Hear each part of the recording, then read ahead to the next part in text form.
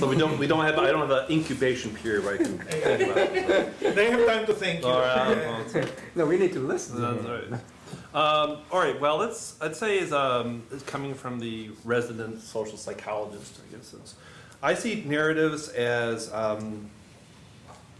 pre-stored, culturally embedded scripts. In other words, it's sort of things that wouldn't necessarily your parents. It's not necessarily that your parents literally tell you these things, but they sort of it's in the air.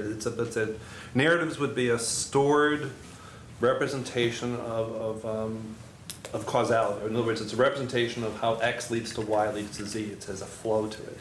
So I guess I would see this as like any other beliefs. I suppose it's something that you learn early, not necessarily conscious. Yeah.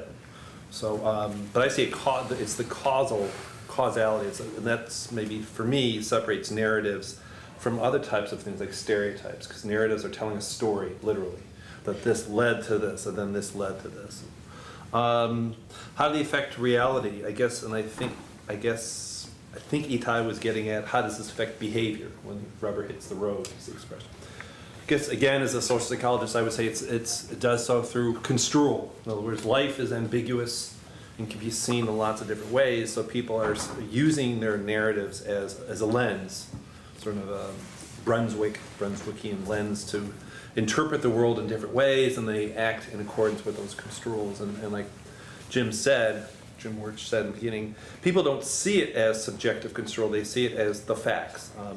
That's what Dick Nisbet calls naive realism. We have the illusion that we're seeing reality as it really is, but we're actually just seeing it through different lenses. So, the third question was, how do you reconcile narratives?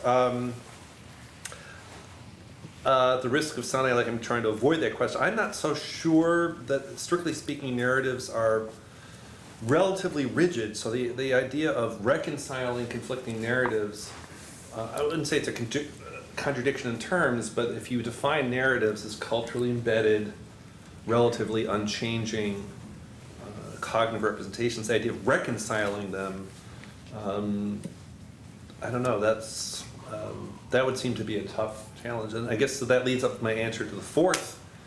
And so it's an option for me, instead of reconciling the narratives, is to overlay new narratives. In other words, instead of saying, well, we're going to change the belief systems, we're saying, well, they're there, and they're probably part of system one, but we're going to try to create new narratives without necessarily having a goal of changing the existing ones.